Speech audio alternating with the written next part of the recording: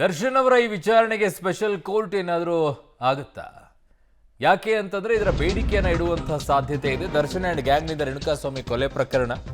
So Darshan case ವಿಚಾರಣೆಗೆ ಈಗ special court ಅನ್ನ ಮಾಡ್ತಾರೆ. ಫಾಸ್ಟ್ ಟ್ರ್ಯಾಕ್ ಕೋರ್ಟಿಗೆ ಹೋಗ್ತಾರೆ. ಸ್ಪೆಷಲ್ ಕೋರ್ಟ್ ಅನ್ನೋದಕ್ಕಿಂತ ಕಾನೂನು ತಜ್ಞರ ಮೊರೆಯನ್ನ ಪೊಲೀಸರು ಹೋಗಿದ್ದಾರೆ.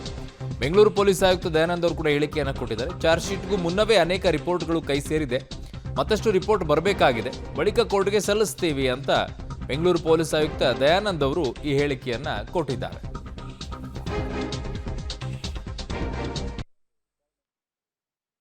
ಅದರ ಬಗ್ಗೆ ನಮ್ಮ ಕಾನೂನು ತಜ್ಞರೊಂದಿಗೆ ಚರ್ಚೆಯನ್ನು ಮಾಡಿ ಮುಂದಿನ ಕ್ರಮಗಳನ್ನು ಕೈಗೊಳ್ತೀವಿ. ಜೈಲು ಇದ್ರ ಬಗ್ಗೆ ಈಗಾಗಲೇ ಗೊತ್ತಿದ್ದಾಗೆ ತನಿಖೆ ನಡೀತಾ ಇದೆ. 3 ಪ್ರಕರಣ ದಾಖಲಾಗಿದೆ. ಅದರ ತನಿಖೆಯನ್ನು ನಮ್ಮ ಸೌತ್ ಈಸ್ಟ್ ವಿಭಾಗದವರು ಮಾಡ್ತಾ ಇದ್ದಾರೆ. ಜೊತೆಗೆ ಒಂದು ವಿಚಾರಣೆಯನ್ನು ರಾಜ್ಯ ಸರ್ಕಾರದಿಂದ ಘೋಷಿಸಲಾಗಿದೆ. ಅದನ್ನು ನಮ್ಮ ಅಡಿಷನಲ್ CP ಕ್ರೈಮ್ ಚಂದ್ರಗುಪ್ತ ಅವರು ಮಾಡ್ತಾರೆ.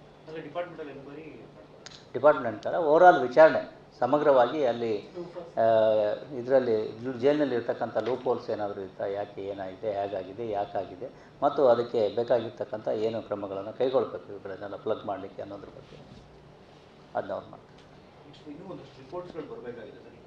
ಯಾವುದು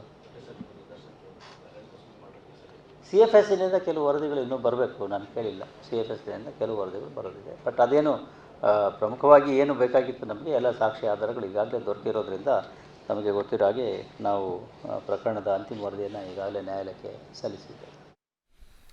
ಓಕೆ, ನನ್ನ ಸಹೋದ್ಯೋಗಿ ಈಗ ಕ್ರೈಮ್ ಬ್ಯೂರೋ ಇಂದ ನಾಗೇಶ್ ನನ್ನ ಸಂಪರ್ಕಕ್ಕೆ ಸಿಗ್ತಾ ಇದ್ದಾರೆ. ನಾಗೇಶ್, ಈಗ ಫಾಸ್ಟ್ ಟ್ರ್ಯಾಕ್ ಕೋರ್ಟ್ ಬೇಕು ಅಂತಂದ್ರೆ ಆರೋಪಿಗಳ ವಕೀಲರು ಕೂಡ ಮನವಿಯನ್ನು ಸಲ್ಲಿಸಬಹುದು ಅಥವಾ ಪೊಲೀಸರು ಇದನ್ನ ಮನವಿಯನ್ನು ಸಲ್ಲಿಸಬೇಕಾಗತ್ತೆ? ಯಾರು ಸಲ್ಲಿಸಬೇಕಾಗತ್ತೆ? ಇದರ ರಿಕ್ವೆಸ್ಟ್ ಎಲ್ಲಿಗೆ ಇಡಬೇಕಾಗತ್ತೆ ಫಾಸ್ಟ್ ಟ್ರ್ಯಾಕ್ ಕೋರ್ಟ್ ಬೇಕು ಅನ್ನೋದಾದ್ರೆ?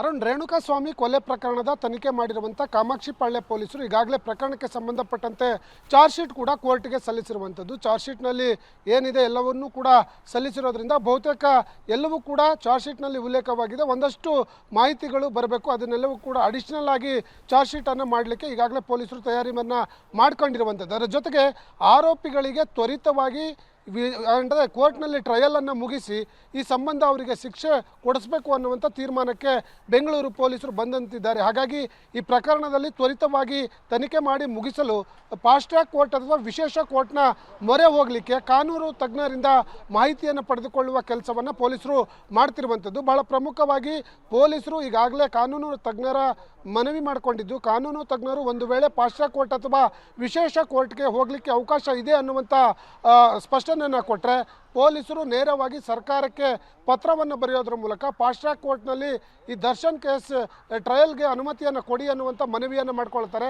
ಅದಕ್ಕೆ ಸರ್ಕಾರ ಯಾವ ರೀತಿ ಸ್ಪಂದಿಸುತ್ತೆ ಅನ್ನುವಂಥದ್ದು ಕೂಡ ಬಹಳ ಪ್ರಮುಖವಾಗಿರುವಂಥದ್ದು. ಒಟ್ಟಿನಲ್ಲಿ ಬಂಧಿತ ಆರೋಪಿಗಳಿಗೆ ತ್ವರಿತವಾಗಿ ಟ್ರಯಲನ್ನು ಮುಗಿಸಿ ಶಿಕ್ಷೆ ಕೊಡಿಸುವ ಪ್ರಯತ್ನದಲ್ಲಿ ಪೊಲೀಸರು ಇದ್ದಂತೆ ಕಾಣ್ತಾ ಇದ್ದಾರೆ. ಹಾಗಾಗಿ ಫಾಸ್ಟ್ ಟ್ರ್ಯಾಕ್ ಕೋರ್ಟ್ ಅಥವಾ ವಿಶೇಷ ಕೋರ್ಟ್ನ ಮನವಿಗೆ ಕಾನೂನು ತಜ್ಞರಿಂದ ಸಲಹೆ ಪಡೆದುಕೊಳ್ಳುವ ಕೆಲಸವನ್ನು ಪೊಲೀಸರು ಮಾಡ್ತಿರುವಂಥದ್ದು. ಅರುಣ್. ಓಕೆ ನಾಗೇಶ್, ನಿಮ್ಮೆಲ್ಲ ಮಾಹಿತಿಗೆ ಧನ್ಯವಾದಗಳು.